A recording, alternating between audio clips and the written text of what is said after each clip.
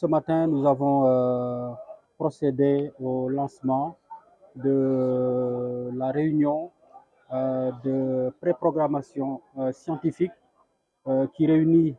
le CRZ de Kolda, le CRA, Centre de recherche agricole de Tambacounda, également le CRA de Djibelor dans la région de Ziguinchor. C'était une rencontre pendant laquelle Kolda a accueilli le pôle sud de l'ISRA et où des travaux seront lancés avec des spécialistes venus d'un peu partout, des différents staffs de l'ISRA, accompagnés au niveau régional par les chefs de service déconcentrés, chefs de services techniques régionaux, tels que la DRDR, tels que l'ADREPA, l'IREF, mais également nos partenaires au développement des ONG, projets, programmes, le forum civil, les organisations paysannes, les organisations de producteurs, aussi bien dans le domaine de l'agriculture que dans le domaine de l'élevage. Vous savez, l'ISRA a un statut relativement autonome, mais ne peut plus, ne peut pas ou ne doit pas fonctionner en vase clos. Ce n'est d'ailleurs pas sa destination première, que c'est un institut de recherche agricole. Et qui dit agriculture dit multidisciplinarité, dit transdisciplinarité, mais dit aussi forcément inclusion, ouverture et collaboration. C'est pourquoi, c'est d'ailleurs ce qui motive notre présence ici, c'est impulser cette approche dynamique, cette approche collaborative que l'ISRA a déjà, mais qu'elle doit encore augmenter avec tous les services techniques qui évoluent dans les chaînes de valeur agricoles et pastorales, mais également avec l'administration territoriale, avec les partenaires au développement, avec les populations d'une manière générale, parce que les objectifs de l'ISRA en termes de recherche, ce n'est que de participer au développement économique, au développement social de notre République. Et donc, c'est cela qui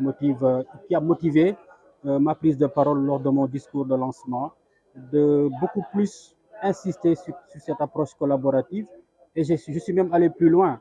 en suggérant un partenariat entre l'inspection d'académie, notamment de Kolda, et l'ISRA, pour que nos élèves, au niveau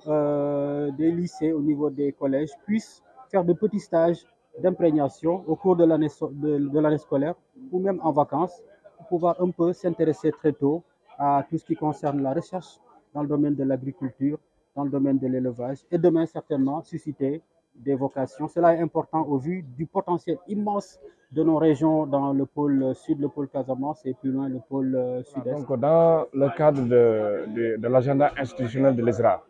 il est inscrit un événement extrêmement important qui est la préprogrammation scientifique. Donc, cette rencontre a pour vocation de rencontrer, d'abord de partager les acquis de recherche de l'ISRA menés au cours de l'année en cours, mais également de recueillir les besoins des producteurs, des partenaires en termes de résultats, en termes d'orientation. Donc, c'est pourquoi chaque année, nous organisons en tout cas cette journée, qui est une journée de rencontre avec ces différents partenaires, qui nous permet non seulement de partager avec eux ce que nous avons mené au cours de ces années passées, mais aussi de recueillir vraiment les besoins. Parce que si vous voyez par exemple dans la zone Casamance et Sénégal oriental, on avait l'habitude dans les années passées à organiser chacun dans son centre sa préprogrammation. Mais depuis 3 ans passés, on a dit que pour qu'il y ait beaucoup d'impact au niveau de la zone Casamance et Sénégal oriental, il faudrait qu'on s'unisse nos forces. En tout cas, tout ce qui est chercheur, tout ce qui est ingénieur et l'appui administratif, qu'il y ait que cette fédération, et puisque à peu près nous partageons les mêmes acteurs, que tous ces acteurs se rencontrent dans une région et ensemble, avec des disciplines différentes, qu'on puisse au moins partager tous les acquis qui sont au bénéfice des producteurs de la région. Les changements climatiques sont vraiment au cœur de nos préoccupations. Si vous voyez même le thème général, par exemple, de cette préprogrammation de cette année, ça tourne autour de ces changements climatiques. C'est pourquoi l'ISRA, à travers en tout cas l'ensemble de ces programmes, il y a toujours ce volet changement climatique qui est pris en compte. Si vous prenez par exemple sur les variétés, aujourd'hui nous savons que avec le dérèglement que nous avons, tantôt nous avons des saisons qui sont longues, tantôt nous avons des saisons qui sont courtes. Donc par rapport à ces variations, il y a quand même des variétés, que ce soit sur le mil, sur le maïs, sur les d'autres spéculations, il y a des variétés qui sont prévues. Par exemple, s'il y a par exemple des prévisions avec la météo, par exemple que cette année, il y aura en tout cas comment on appelle, un démarrage tardif, là tout de suite, nous on donne par exemple à l'ANCAR, au service de vulgarisation, de leur dire voilà des variétés qui sont adaptées par rapport à cette situation. Tout ça, c'est pour montrer que du point de vue aussi gestion des sols, du point de vue au niveau de la production santé animale, tout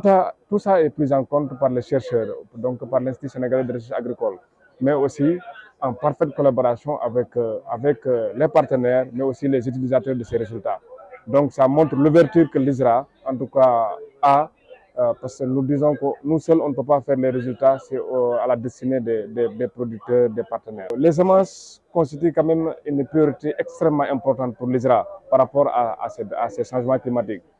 Si vous voyez tout à l'heure la première présentation que nous avons faite sur le riz, nous avons quand même beaucoup de variétés qui ont été homologuées, prenant en compte les différentes écologies, mais aussi prenant en compte de la variation ou bien de la variabilité que nous avons au niveau de l'installation de la saison des pluies, mais aussi sur des questions de température, de salinité. Donc ça montre que du point de vue semences, que ce soit sur le mil, sur l'arachide, sur le maïs, en tout cas sur beaucoup de spéculations, nous avons fini en tout cas d'enrichir notre catalogue relatif aux semences. Donc ça, nous l'avons fait à l'échelle